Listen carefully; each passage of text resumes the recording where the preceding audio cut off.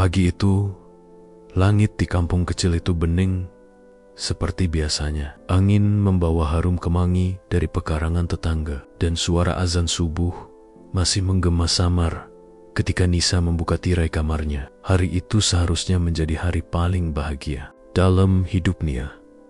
Hari di mana ia akan melangkah ke pelaminan dengan Rizal, pria yang selama ini ia percayai, yang telah berjanji membawanya ke masa depan yang suma-suma mereka impikan. Semua sudah disiapkan matang, riasan, kebaya, keluaran penjahit langganan, seserahan rapi yang dibungkus kain batik, jamuan sederhana tapi hangat untuk keluarga besar. Semua tercermin di wajah ibunya yang tak henti-henti Nia meneteskan air mata haru. Ayahnya tampak tegar, memegang tangan Nisa lebih kuat dari biasanya. Para tetangga berkumpul di serambi rumah, mengangkat-angkat kain-kain berwarna, membicarakan detail terakhir dengan suara serak penuh kegembiraan. Nisa melangkah ke kursi rias dengan jantung berdebar. Ia tersenyum, menoleh ke cermin. Wajahnya bersinar, namun di antara kilau itu ada getar kecil, campuran gugup dan harap. Ia menghela napas panjang, lalu membayangkan hidup yang baru. Rumah kecil, pagi di dapur bersama, anak yang mungkin akan tertawa di halaman. Semua terasa dekat. Rizal sudah menyampaikan salam terakhir lewat telepon semalam. Suaranya lembut, penuh keyakinan. "Nanti aku jemput jam 2, katanya. "Jangan takut, Ani." Namun realitas punya cara lain untuk menukar rencana manusia. Jam 1 siang, keluarga besar sudah sampai di balai desa. Pelaminan megah berdiri di tengah. Ornamen putih kebaya mengembang. Nisa duduk di belakang tirai, menunggu isyarat dari orang-orang tua. Semua masih biasa. Lalu, telepon berdering lagi. Dari saudara jauh yang memberitahu ada sesuatu di jalan. Sopir Rizal terjebak macet, katanya. 1 menit jadi 2, 2 jadi 3. Tangan Nisa menggenggam sepotong kain, keringat menitik di pelipis. "Apa yang terjadi?" tanya ibunya. Suaranya memburu. 3 jam berlalu, 3 jam yang membuat ketegangan bergeser ke bibir-bibir, dan tatapan-tatapan yang mulai berubah. Di balik senyum terpaksa, orang-orang mulai berbicara hal yang tidak seharusnya dibicarakan pada hari seperti itu. Mungkin ada halangan keluarga, mungkin batal. Biar nanti, bisik-bisik itu seperti belati kecil yang menusuk rasa percaya diri Nisa. Ia mencoba tersenyum, karena ia tahu betapa banyak kerja keras yang sudah ditumpahkan ibu dan ayahnya. Ketika jam menunjukkan hampir sore, seorang paman datang tergesa-gesa, membawa kabar yang tak pernah ia bayangkan. Rizal tidak datang. Ia meninggalkan kabar singkat bahwa ia memilih menikah dengan perempuan lain di kota sebelah. Kejutan yang dilakukan secara mendadak, tanpa pemberitahuan. Paman itu tidak tahu alasan. Ayah hanya tahu kabar itu sudah menyebar karena keluarga. Perempuan lain mengumumkannya kepada orang-orang di pasar. Dunia Nisa runtuh dalam satu hembusan napas. Ia mendengar suara sepatu orang berlalu, tawa kecil yang berubah menjadi bisik-bisik pedas. Ada yang menutup wajah dengan tangan, ada yang menatapnya dengan iba, ada yang tampak menahan senyum, campuran manusiawi yang pelik. Ibu pingsan. Ayah menunduk, matanya kosong. Semua orang menoleh kepada Nisa. Mata penuh harapan, lalu kecewa, lalu marah. "Kenapa terjadi begini?" Seorang bibi bertanya keras, seperti menuntut jawaban yang harusnya datang dari Nisa sebagai pengantin. Rasa malu menyeretnya. Ia diajak keluar pelaminan, bukan sebagai pengantin yang dihormati, melainkan sebagai pusat gosip yang panas. Ada yang berseru, menyalahkan keluarga, menyalahkan Rizal, menyalahkan takdir. Tapi di antara semua itu, ada juga yang menuding Nisa sendiri. Seakan ia yang kurang berjaga-jaga, seakan ia yang gagal menjaga harga diri. Ucapan-ucapan itu merobek hari yang semestinya suci menjadi tumpukan serpihan kate kota yang menusuk lebih dalam daripada jarum rias. Nisa berjalan tanpa arah. Ia merasakan tatapan tetangga yang selama ini ia anggap seperti saudara, berubah jadi satu jenis rasa asing yang tak dikenal. Di pasar, beberapa orang menatapnya sambil menutupi mulut. Di warung kopi, lelaki-lelaki yang biasanya bercanda kini menyimpan komentar. Ia tahu, di kampung ini, kejadian semacam itu menjadi cerita yang diceritakan ulang, diselingi gosip agar selalu terasa segar. Malam itu, keluarga besar berkumpul lagi. Ibu menatap Nisa dengan air mata yang tak habis-habis. "Kita harus percaya, Nak," kata ibu. Suaranya gemetar. "Mungkin ini ujian." Ayah menambahkan, "Kita harus kuat. Kita tetap keluarga." Namun kalimat-kalimat yang diucapkan dengan baik itu sulit menambal sensasi memalukan yang terus bergaung di kepala Nisa. Ia tidur sekadar langkah tubuh, bukan tidur hati. Matanya menatap langit-langit kamar, memikirkan wajah Rizal saat terakhir. Ia lihat tenang, tak bersalah. Bagaimana mungkin seseorang bisa meninggalkan orang yang sedang menunggu di pelaminan? Bagaimana mungkin rasa percaya yang dibangun selama bertahun-tahun bisa dirobek dalam hitungan menit? Keesokan harinya, kampung itu bising lagi, tetapi bukan oleh gema tawa pernikahan. Rumah yang semula penuh harapan kini penuh tatapan pilu. Nisa mulai merasakan hasil nyata dari sebuah pengkhianatan. Tawaran simpati yang sebenarnya kosong, undangan yang hilang, langkah-langkah yang dijauhi. Orang-orang berkata halus, "Nanti kau akan baik-baik saja." Tetapi suaranya terdengar seperti melepaskan beban, bukan menawarkan pegangan.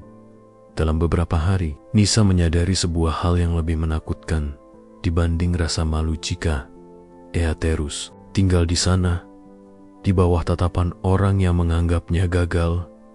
Hidupnya akan selalu menjadi dinding yang mengingatkan pada satu kegagalan. Ia akan selalu menjadi si gadis yang ditinggalkan. Nama dan masa depannya akan dipadatkan menjadi satu label yang sulit dihapus. Keputusan pun muncul, bukan karena angin pudar, tapi karena api kecil yang menyala di dadanya. Rasa marah yang dipadu tekad. Ia tidak ingin hidupnya diringkas oleh satu peristiwa. Ia ingin membuktikan, bukan kepada siapapun yang tersisa di kampung, tetapi kepada dirinya sendiri, bahwa harga diri dan masa depan tidak tergantung pada seseorang yang mudah menyerah. Dengan uang tabungan yang didapat dari hasil kerja paruh waktu, membantu tetangga, dan dukungan sederhana dari seorang guru yang masih percaya padanya, Nisa meninggalkan kampung pada suatu pagi berkabut. Ia naik bus ke kota besar terdekat, membawa 2 koper kecil dan satu hati yang penuh bekal tekad. Sebelum berangkat, ia menatap rumah yang membesarkannya. Rumah yang kini terasa lebih kecil dari kenangan. Ia berjanji, pada diri akan kubangun hidupku dengan tanganku sendiri. Aku tak akan lagi menunggu seseorang yang mungkin saja melarikan diri. Perjalanan ke kota itu bukan akhir. Ia tahu jalan ke depan panjang dan tidak mudah. Di dalam angkutan, sambil memegang erat tiketnya, Nisa menutup mata dan mengulang kata-kata yang terus berputar di kepalanya. Kerja keras, belajar, menjaga martabat. Ia membayangkan suatu hari nanti, ia akan duduk di sebuah ruangan yang tidak lagi memerlukan pengakuan orang lain untuk menguatkannya. Sebuah ruang di mana kebijakan dan keputusan dibuat untuk kebaikan banyak orang. Ia membayangkan namanya terpampang bukan sebagai hinaan, tetapi sebagai bukti bahwa seseorang bisa bangkit. Bab ini ditutup bukan oleh kebahagiaan langsung, melainkan oleh langkah pertama yang dipilih Nisa. Langkah yang penuh ketidakpastian, tetapi juga penuh harapan. Di dalam tasnya ada surat-surat lamaran kerja, buku-buku pinjaman, dan foto kecil yang ia bawa dari rumah. Foto keluarga yang selalu mengingatkannya pada akar. Di otaknya Ada satu pemikiran yang sederhana, namun kuat. Mereka yang menertawakan hari ini belum tentu menertawakan hari esok. Di kota, kehidupan mulai menuntut. Tapi itu sudah jadi cerita berikutnya. Untuk sekarang, Nisa berjalan meninggalkan kampungnya, meninggalkan pelaminan yang kosong, dan membawa satu tuntutan pada nasib. Jangan pernah lagi menempatkannya sebagai sekadar korban.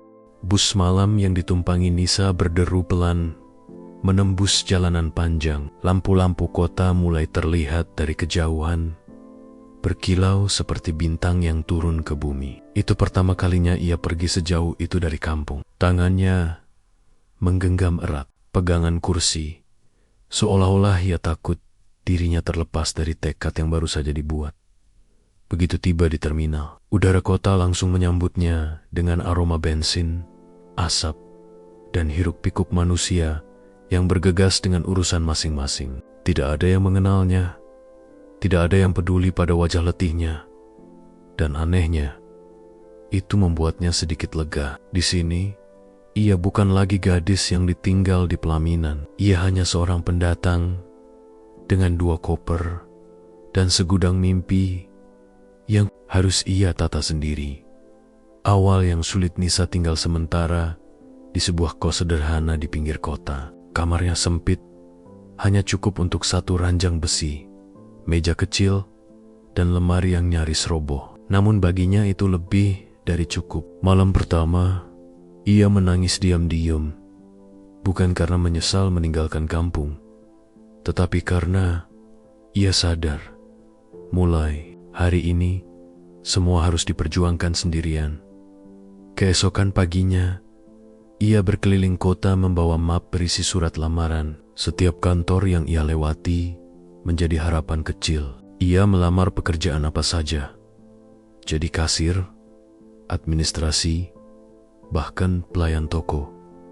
Tidak sedikit penolakan ia terima. Ada yang menolak halus, ada juga yang bahkan tidak mau melihat lamaran karena alasan tidak punya pengalaman. Namun, Nisa tidak menyerah. Ia yakin satu pintu tertutup pasti akan diganti dengan pintu lain yang terbuka. Hingga akhirnya, ia diterima bekerja sebagai staf administrasi di sebuah toko bangunan. Gajinya kecil, pekerjaannya melelahkan, tetapi Nisa bekerja dengan hati-hati. Ia mencatat dengan rapi, selalu tepat waktu, dan tidak pernah mengeluh. Pemilik toko pun mulai memperhatikannya.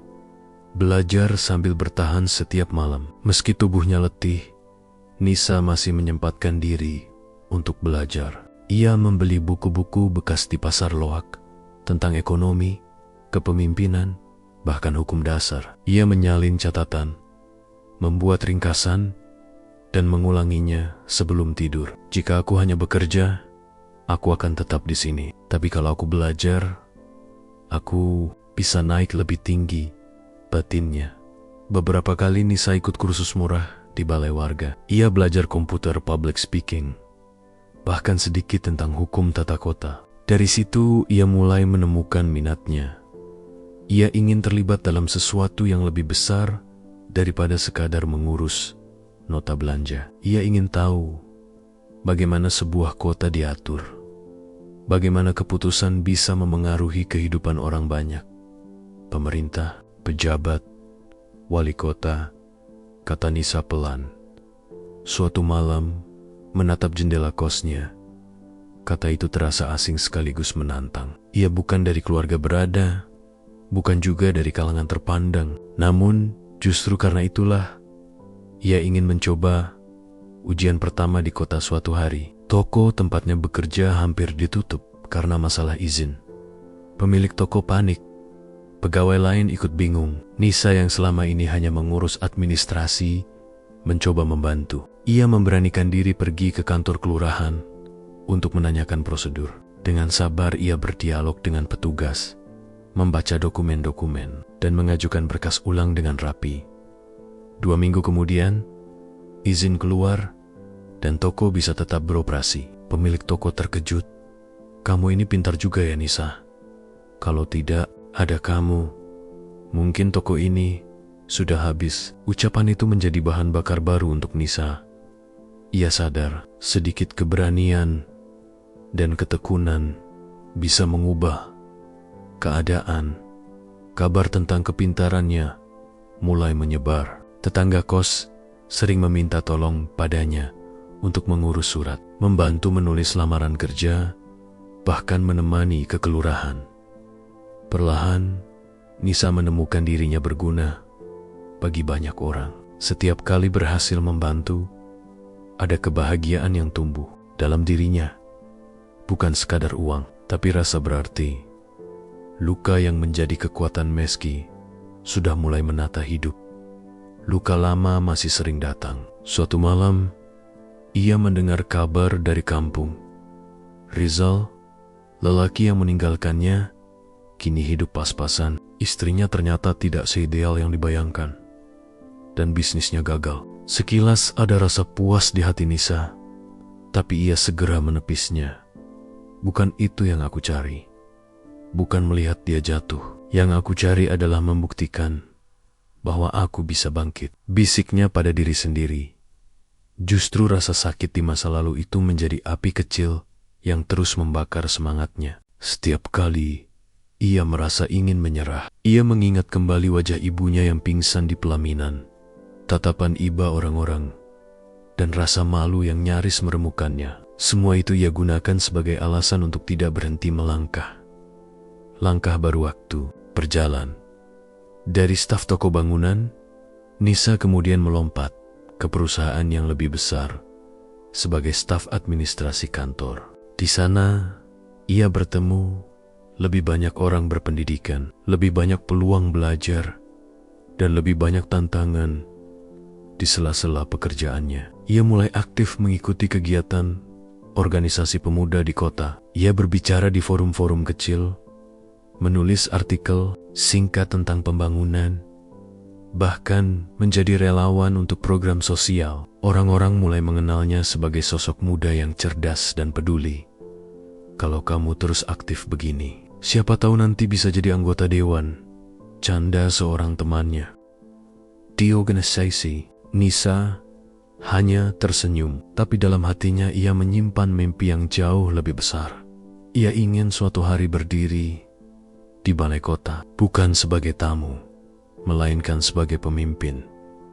Dan itulah titik di mana bab baru hidupnya benar-benar dimulai. Ia tidak lagi sekadar lari dari masa lalu, melainkan berlari menuju masa depan yang lebih luas.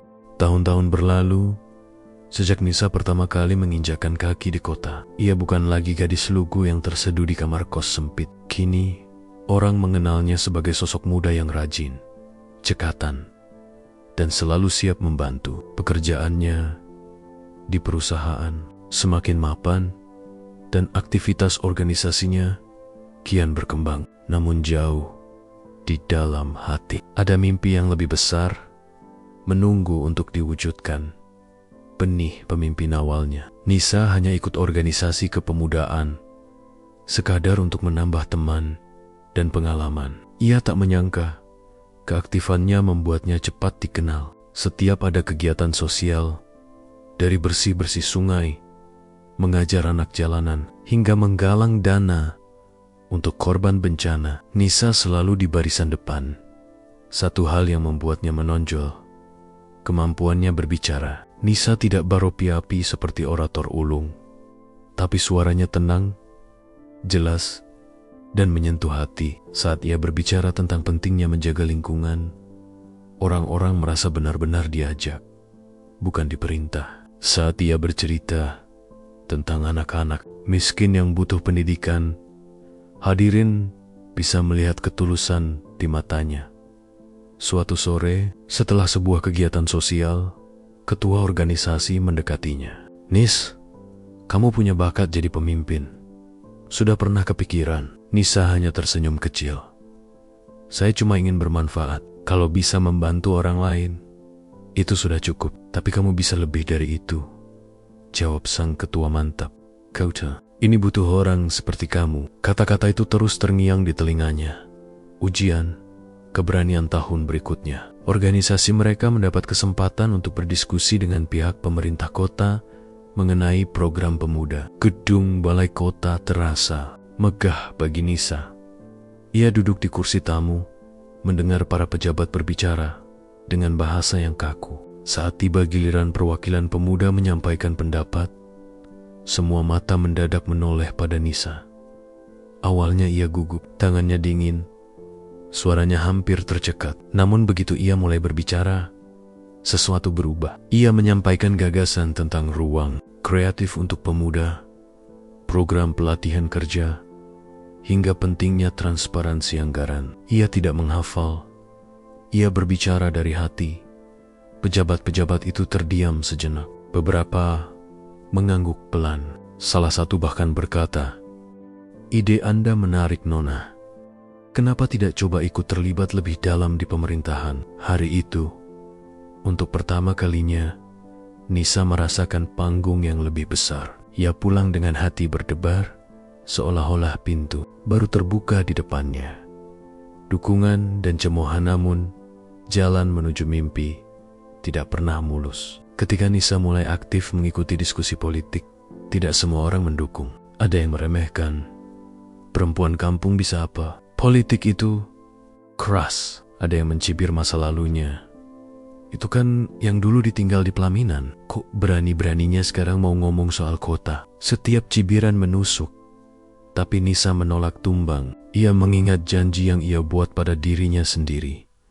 Tidak akan lagi membiarkan masa lalu mengikatnya. Justru semua hinaan itu ia jadikan bahan bakar. Kalau aku berhenti sekarang, berarti mereka benar. Kalau aku terus maju, aku bisa membuktikan. Sebaliknya, ia bekerja lebih keras. Siang di kantor, sore untuk organisasi, malam belajar tentang kebijakan publik dan hukum. Tak jarang, ia begadang hingga larut, menyalin catatan dari buku-buku perpustakaan. Melangkah ke politik suatu ketika, partai lokal yang sedang mencari kader muda melirik Nisa. Mereka melihat kiprahnya di masyarakat dan keberaniannya bicara di forum. Tawaran itu membuat Nisa bimbang.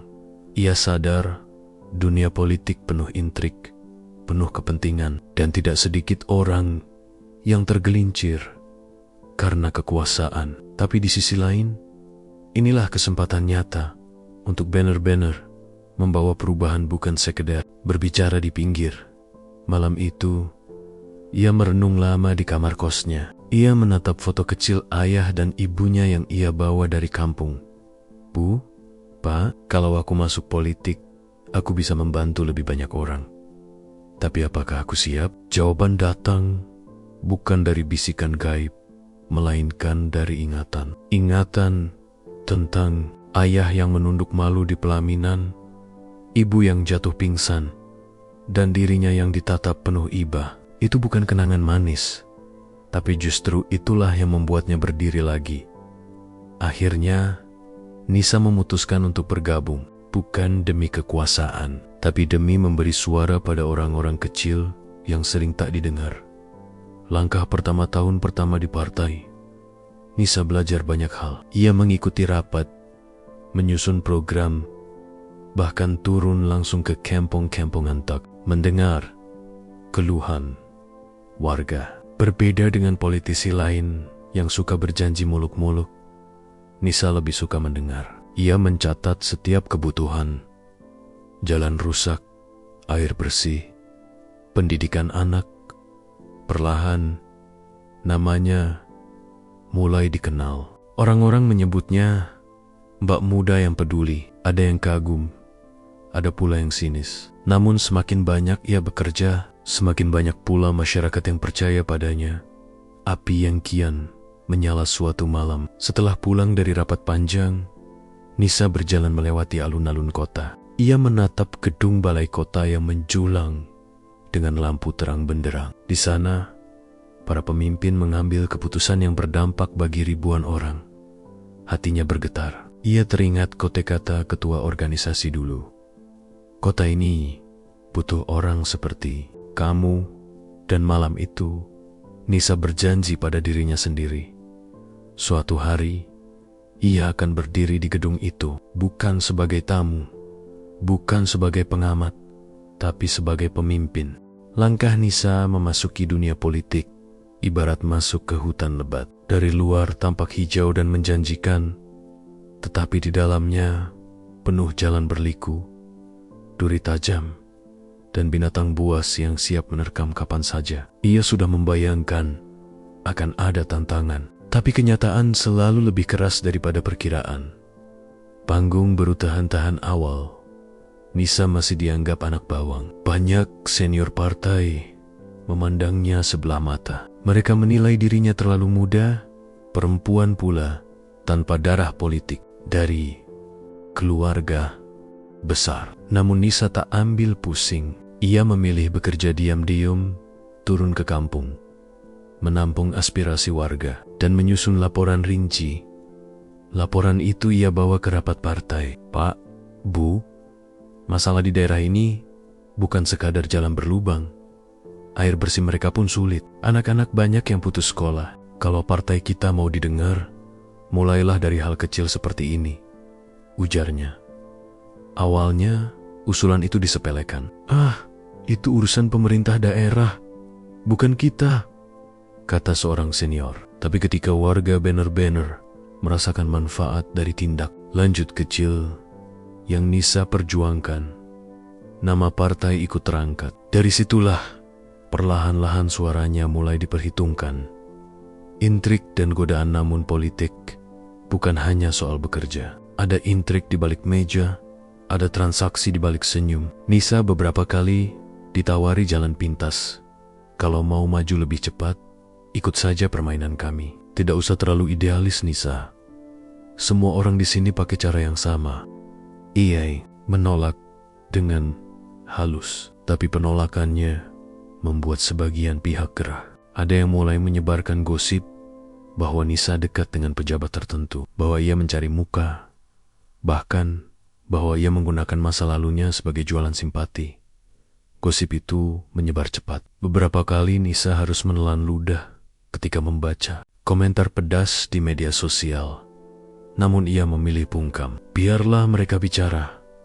Waktu yang akan membuktikan. Ujian di tengah jalan suatu ketika terjadi banjir besar di salah satu kecamatan. Warga kesulitan, rumah-rumah terendam, bantuan pemerintah lambat turun. Banyak politisi hanya datang untuk berfoto, lalu pulang. Nisa berbeda. Ia tinggal bersama warga berhari-hari, ikut mengangkat karung, ikut menyusun dapur darurat. Seorang ibu mendekatinya. Wajahnya letih, tapi matanya berbinar. Nak, jarang ada pejabat atau orang partai yang betah tinggal di sini. Kamu lain. Semoga kelak kamu bisa benar-benar memimpin kota ini. Kata-kata itu menyalakan api baru di hati Nisa. Ia sadar, politik bukan hanya rapat di ruangan berase. Politik adalah turun ke tanah, menyentuh rakyat, mendengar langsung jeritan mereka, rintangan dari dalam keberhasilannya, mendekat ke rakyat.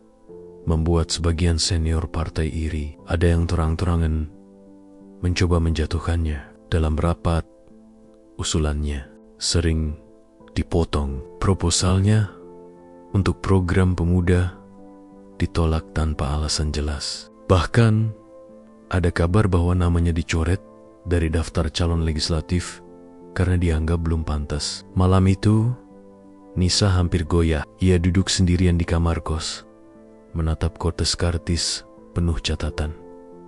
Apa aku salah masuk ke dunia ini? Mungkin, benar kata orang, politik hanya untuk mereka yang tega. Namun bayangan masa lalunya kembali datang. Dirinya yang dipermalukan di pelaminan. Ayah yang menunduk malu. Ibu yang jatuh pingsan. Tidak, aku sudah terlalu jauh untuk mundur. Kalau aku berhenti, aku akan kembali jadi bahan ejekan. Aku harus terus maju.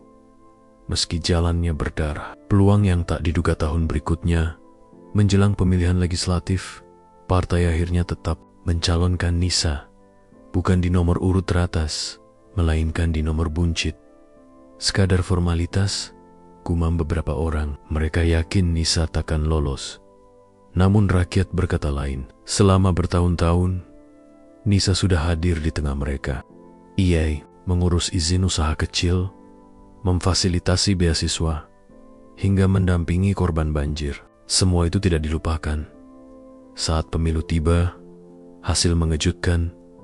Nisa berhasil meraih suara terbanyak kedua di dapilnya. Para senior terbelalak, nama yang mereka anggap remeh justru melesat ke depan. Dari cemooh ke sorak-hari pelantikan anggota dewan menjadi titik balik besar. Nisa berdiri dengan pakaian resmi, menyebut sumpah dengan suara lantang. Di luar gedung, puluhan warga dari kampung-kampung datang membawa spanduk sederhana. Selamat untuk Mbak Nisa, wakil rakyat sejati. Air matanya hampir jatuh. Ia teringat perjalanan panjangnya dari pelaminan kosong, kamar kos sempit, hingga kini berdiri sebagai wakil rakyat. Namun ia tahu, ini baru awal. Jadi anggota dewan bukan tujuan akhir. Tujuan besarnya masih jauh. Balai kota, kursi wali kota. Malam itu, ia kembali menatap gedung balai kota dari kejauhan. Lampu-lampu megah itu tidak lagi tampak asing. Kini, ia merasa sedang mendekat sedikit demi sedikit. Bertahanlah Nisa, bisiknya pada diri sendiri. Kota ini akan menjadi rumah tanggung jawabmu suatu hari nanti. Menjadi anggota dewan membuat Nisa semakin dikenal. Namun, ia cepat menyadari bahwa jabatan bukan berarti kebebasan. Di balik kursi empuk dan ruang rapat berpendingin udara, ada pertarungan kepentingan yang tak pernah berhenti. Banyak keputusan yang terlihat indah di luar, tapi di dalamnya penuh tawar-menawar dan kompromi yang tidak selalu sehat. Suara rakyat, bukan suara uang sejak awal. Nisa meneguhkan hatinya. Ia masuk politik bukan untuk memperkaya diri. Setiap usulan kebijakan, ia selalu memihak rakyat kecil. Ia menolak anggaran yang terlalu besar untuk perjalanan dinas, menolak proyek yang tidak jelas, dan lebih memilih mengalokasikan dana untuk sekolah, perbaikan jalan, serta layanan kesehatan. Namun, sikapnya itu membuat sebagian kolega tidak nyaman. Kalau semua ditolak, kamu tidak akan punya kawan di sini, Nisa. Belajarlah sedikit kompromi. Politik bukan cuma soal idealisme. Nisa hanya tersenyum. Dalam hatinya, ia tahu benar bahwa jalan lurus seringkali membuat orang lain risih. Tapi ia lebih takut pada doa buruk rakyat daripada pada amarah kolega. Konflik. Terbuka konflik pertama datang ketika ada proyek besar, pembangunan pusat perbelanjaan. Investor menjanjikan lapangan kerja. Tapi Nisa menemukan bahwa proyek itu akan menggusur ratusan rumah warga tanpa kompensasi layak. Dalam rapat, ia berdiri dan menyampaikan penolakannya. Bagaimana kita bisa setuju kalau rakyat yang sudah puluhan tahun tinggal di sana harus terusir begitu saja? Pembangunan seharusnya untuk manusia, bukan mengorbankan manusia. Ruangan menjadi gaduh. Sebagian anggota dewan menepuk meja. Ada yang memotong dengan suara keras. Kamu ini masih muda. Jangan sok tahu. Proyek ini besar. Kita semua diuntungkan. Nisa menatap mereka dengan mata tajam. Kalau keuntungan hanya untuk segelintir orang, itu bukan pembangunan. Itu penindasan. Ucapannya membuat suasana memanas. Namun di luar dugaan, banyak media meliput pernyataannya. Warga yang hampir tergusur mulai mendukung Nisa. Mereka mengadakan aksi damai sambil membawa spanduk bertuliskan, "Kami bersama Mbak Nisa." Akhirnya, proyek itu ditunda dan kompensasi warga dinegosiasikan ulang. Bagi Nisa, kemenangan kecil itu menjadi bukti bahwa berdiri di pihak rakyat tidak pernah salah. Meski jalannya penuh musuh, munculnya ide gila. Popularitas Nisa semakin melejit. Namanya sering muncul di koran lokal. Wajahnya beberapa kali diundang ke televisi daerah. Warga mulai menyebutnya harapan baru kota. Hingga suatu malam, dalam rapat kecil bersama relawan dan sahabat-sahabat dekat, seorang kawan berucap, "Nis, kenapa tidak sekalian maju jadi wali kota? Suaramu kuat, rakyat percaya, dan kamu punya rekam jejak bersih." Nisa terdiam. Kata wali kota terlalu besar baginya saat itu. Ia masih merasa sebagai gadis desa yang dulu ditinggal di pelaminan. Namun kawan-kawannya terus mendorong. Kala, bukan kamu. Siapa lagi? Masa kita harus terus dipimpin orang-orang yang hanya tahu janji? Malam itu, Nisa gelisah. Ia berjalan sendirian di taman kota, menatap bintang. Di kepalanya, suara-suara bercampur. Keraguan, harapan, ketakutan. Ia tahu, maju jadi calon wali kota bukan hanya soal keberanian, tapi juga risiko besar. Ia akan berhadapan dengan politisi kawakan, dengan dana kampanye yang jauh lebih besar, dan tentu saja dengan fitnah yang tak ada habisnya. Tapi bayangan tentang rakyat yang sering ia temui kembali muncul. Anak-anak sekolah dengan buku lusuh, ibu-ibu yang berjuang mencari air bersih, para pedagang kecil yang sering ditindas aturan rumit. Mereka semua butuh pemimpin yang benar-benar peduli. Akhirnya, Nisa berbisik pada dirinya sendiri. Kalau aku bisa bertahan sejauh ini, kenapa harus berhenti di tengah jalan? Awal pertarungan, ketika kabar pencalonan Nisa mulai beredar, lawan-lawan politiknya segera bergerak. Ada yang menyebar isu bahwa ia hanyalah boneka partai. Ada pula yang menggali masa lalunya. Peristiwa pelaminan yang dulu memalukan, kini diangkat kembali untuk menjatuhkannya. Mana bisa perempuan gagal seperti itu memimpin kota? Begitu bunyi komentar di sebuah koran. Awalnya, hatinya perih membaca semua itu. Luka lama yang ia coba kubur kembali terbuka. Namun ia belajar untuk tidak larut. Setiap kali ia hampir goyah, ia kembali ke jalanan, menemui rakyat, mendengarkan. Dari wajah-wajah lelah, tapi penuh harapan itulah, ia mendapat kekuatan, keyakinan yang tumbuh. Kampanye belum resmi dimulai, tapi dukungan rakyat mulai terasa. Di pasar, pedagang menyapanya hangat. Di kampung, warga menyebut namanya dengan semangat. Bahkan anak-anak kecil berteriak riang, "Hidup Bu Nisa!" Setiap kali ia lewat, Nisa tersenyum. Meski hatinya masih penuh ketegangan, ia sadar jalan menuju balai kota akan penuh badai. Tapi kini, ia tidak sendiri. Ada rakyat yang berjalan bersamanya. Dan untuk pertama kalinya, ia benar-benar percaya ia bisa menjadi wali kota muda. Kabar pencalonan Nisa sebagai wali kota muda menyebar lebih cepat dari yang ia bayangkan. Kota itu mendadak ramai membicarakan namanya. Ada yang menyambut penuh harapan, ada pula yang mencibir keras. Jalan yang ia pilih kini bukan lagi sekadar jalan politik, melainkan jalan pertarungan hidup dan mati. Bukan fisik, tapi harga diri, reputasi, dan kepercayaan rakyat. Musuh yang besar lawan utama Nisa bukan orang sembarangan. Ia adalah seorang politisi senior bernama Surya yang sudah 2 periode memimpin kota, berpengaruh, punya jaringan kuat, dan dana kampanye yang hampir tak terbatas. Setiap sudut kota dipenuhi baliho wajahnya. Janjinya manis, jaringannya luas, dan pengikutnya fanatik. Sementara Nisa hanya punya tim kecil dan dana seadanya. Kantor pusat kampanyenya hanyalah rumah kontrakan sederhana di pinggir jalan. Poster-poster dicetak dengan uang patungan relawan. Mereka menempelkan satu persatu dengan tangan. Kadang bahkan ditegur karena dianggap mengganggu estetika kota. Namun di balik kesederhanaan itu, ada kekuatan lain yang tak dimiliki Surya. Hati rakyat, fitnah, dan cemooh hari-hari awal kampanye penuh badai.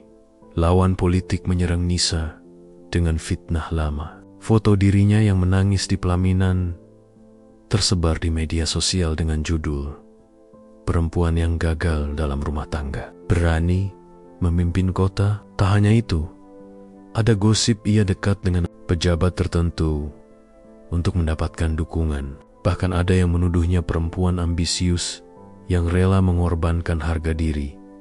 Membaca semua itu, Dada Nisa sesak. Malam-malam ia menangis. Diam-diam, takut citra buruk itu merusak perjuangannya. Namun tim kecilnya selalu menguatkan. "Bu, Nisa, jangan pedulikan fitnah. Kita jawab dengan kerja nyata. Kita tunjukkan bahwa kita tidak butuh uang besar untuk mendapat hati rakyat." Kata-kata itu menyalakan kembali semangatnya. Dekat dengan rakyat kampanye Nisa berbeda. Ia tidak mengadakan pesta besar dengan panggung hiburan. Ia memilih belusukan, berjalan kaki ke pasar, duduk di warung kopi, mengunjungi kampung-kampung yang selama ini jarang tersentuh pejabat. Di pasar, ia membantu pedagang menata dagangan. Di kampung, ia ikut duduk di tikar, mendengarkan keluhan ibu-ibu tentang harga sembako. Di sekolah sederhana, ia mendengarkan cerita anak-anak yang ingin melanjutkan pendidikan tapi terhalang biaya.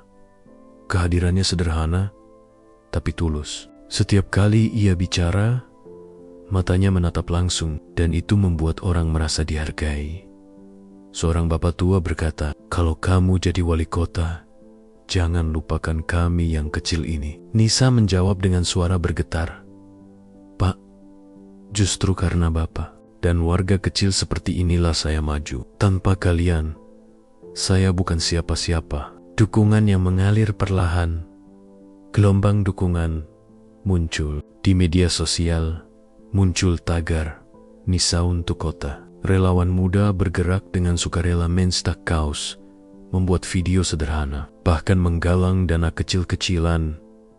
Yang mengejutkan, beberapa tokoh masyarakat yang dulunya apatis kini angkat bicara mendukung Nisa. "Kita butuh darah baru. Kita butuh pemimpin yang tidak terikat kepentingan lama," kata seorang ulama terkemuka di mimbar pengajian. Dukungan itu membuat lawan politik semakin panas. Surya dan timnya menambah serangan. Poster Nisa dikoret, spanduknya disobek. Tapi semakin keras serangan, semakin kuat dukungan rakyat. Debat publik puncaknya, debat calon wali kota diadakan di balai kota. Aula besar itu dipenuhi penonton. Kamera televisi menyorot. Surya berdiri dengan jas mewah, penuh percaya diri. Nisa berdiri di sebelahnya dengan kebaya sederhana. Wajahnya tenang meski hatinya berdebar. Pertanyaan pertama tentang pembangunan, ekonomi. Surya menjawab panjang dengan istilah teknis, angka-angka besar. Nisa hanya berkata, "Pembangunan ekonomi tidak hanya tentang angka, tapi tentang memastikan tidak ada satupun rakyat yang kelaparan. Saya ingin memulai dari pasar tradisional, dari usaha kecil, dari rakyat yang sering dilupakan." Penonton bertepuk tangan. Pertanyaan kedua tentang pelayanan publik. Surya menjawab dengan janji membangun gedung baru. Nisa menjawab, "Gedung tidak berguna kalau masyarakat masih kesulitan mengurus surat. Saya ingin membuat sistem yang cepat, transparan, dan mudah diakses siapa saja." Kali ini, tepuk tangan lebih panjang. Surya mulai gerah. Ia mencoba menyerang dengan membawa masa lalu Nisa. Bagaimana rakyat bisa percaya pada seseorang yang bahkan gagal dalam hidup pribadinya? Mendadak, hening. Semua mata tertuju pada Nisa. Ia menarik napas, lalu menjawab pelan, tapi tegas, "Ya, saya pernah gagal. Saya pernah ditinggalkan di pelaminan. Tapi justru dari kegagalan itulah saya belajar berdiri sendiri. Kalau saya bisa bangkit dari kehancuran itu, saya percaya saya juga bisa membawa kota ini bangkit." Sorak-sorai penonton pecah. Bahkan orang berdiri memberi tepuk tangan. Kamera televisi menangkap momen itu. Dan sejak malam itu, arah angin berubah. Harapan baru hari-hari berikutnya, dukungan semakin deras. Warga menyumbang beras untuk dapur relawan. Ibu-ibu membuat kue untuk bekal kampanye. Anak-anak muda bersepeda keliling kota membawa bendera bertuliskan, "Nisa Muda, Kota Maju." Nisa terharu setiap kali melihat semua itu. Ia sadar perjuangannya bukan lagi tentang dirinya sendiri, melainkan tentang harapan ribuan orang yang percaya padanya. Namun, ia juga tahu pertarungan belum selesai. Pemilihan tinggal menghitung minggu. Apapun masih bisa terjadi. Malam sebelum masa tenang kampanye, Nisa duduk di beranda rumah kontrakan yang dijadikan posko. Ia menatap lampu kota yang berkelip. Suaranya lirih. Tuhan, jika memang jalan ini untukku, kuatkan aku. Jika bukan, ajari aku menerima. Tapi satu yang kumohon, jangan biarkan rakyat ini kecewa lagi. Hari pemilihan tiba. Kota yang biasanya sibuk dengan rutinitas mendadak berubah menjadi lautan manusia yang bergerak menuju TPS. Spanduk dan poster masih menempel di jalanan. Sebagian sudah lusuh, sebagian masih baru. Nama-nama calon wali kota bersaing ketat. Tapi hanya dua yang paling ramai dibicarakan. Surya, sang petahana berpengaruh, dan Nisa, si perempuan muda yang dulu pernah diremehkan. Ketegangan hari itu pagi-pagi sekali. Nisa sudah bangun. Ia duduk di kursi sederhana di rumah kontrakan yang selama ini jadi posko. Matanya menatap keluar jendela, melihat relawan mulai bergerak ke TPS masing-masing. Jantungnya berdebar, bukan karena takut kalah, tapi karena hari itu akan menentukan apakah perjuangan panjangnya berarti atau hanya akan berakhir sebagai kenangan manis. Ia tersenyum getir. Aku sudah melangkah sejauh ini. Kalaupun kalah, setidaknya aku kalah dengan kepala tegak. Namun jauh di dalam hati, ia tahu rakyat menggantungkan harapan padanya. Ia tidak ingin mengecewakan mereka. Hasil yang menggemparkan sore menjelang malam. Perhitungan suara mulai terlihat di layar televisi dan radio. Awalnya, Surya unggul. Pendukungnya bersorak, yakin kemenangan sudah di depan mata. Tapi perlahan, angka demi angka berubah. TPS dari Kempang kampung, pasar, dan daerah miskin menunjukkan hal berbeda. Nama Nisa melonjak drastis. Di posko kecilnya, relawan menahan napas setiap kali angka baru muncul. Dan akhirnya, menjelang tengah malam, pengumuman resmi disiarkan. Nisa unggul tipis, tapi cukup untuk dinyatakan sebagai pemenang pemilihan wali kota. Tangisan pecah, relawan saling berpelukan, anak-anak muda berlarian di jalan membawa bendera. Ibu-ibu datang membawa kue seadanya untuk syukuran. Di antara semua itu, Nisa hanya terdiam. Air matanya mengalir pelan. Ia menutup wajah dengan tangan, lalu berbisik, "Ya Allah, ini bukan kemenanganku, ini kemenangan mereka." Hari pelantikan beberapa bulan kemudian, gedung balai kota yang megah menjadi saksi momen bersejarah. Aula penuh dengan pejabat, undangan, wartawan, dan rakyat yang datang ingin melihat pemimpin baru mereka. Spanduk besar bertuliskan, "Selamat atas pelantikan wali kota termuda kota ini, Nisa Rahmawati." Nisa melangkah masuk dengan pakaian resmi. Wajahnya tenang, tapi matanya berkilau. Saat sumpah jabatan diucapkan, ia merasa seolah seluruh perjalanan hidupnya terputar kembali. Pelaminan kosong, bisik-bisik hinaan, kamar kos sempit, malam-malam belajar, hingga kampanye penuh air mata. Kini, semuanya terbayar. Ia bukan lagi perempuan yang ditinggal di pelaminan. Ia adalah wali kota muda yang dipilih rakyat. Pertemuan yang tak tergagah hari-hari awal sebagai wali kota penuh dengan kesibukan. Warga datang silih berganti ke balai kota untuk mengurus surat, izin, atau sekadar ingin melihat wajah pemimpin baru mereka. Dan di suatu siang yang terik, sebuah pemandangan mengejutkan terjadi. Seorang pria tampak berdiri di antrean panjang ruang pelayanan. Wajahnya letih, keringat membasahi pelipis. Sesekali ia menunduk, menghindari tatapan orang.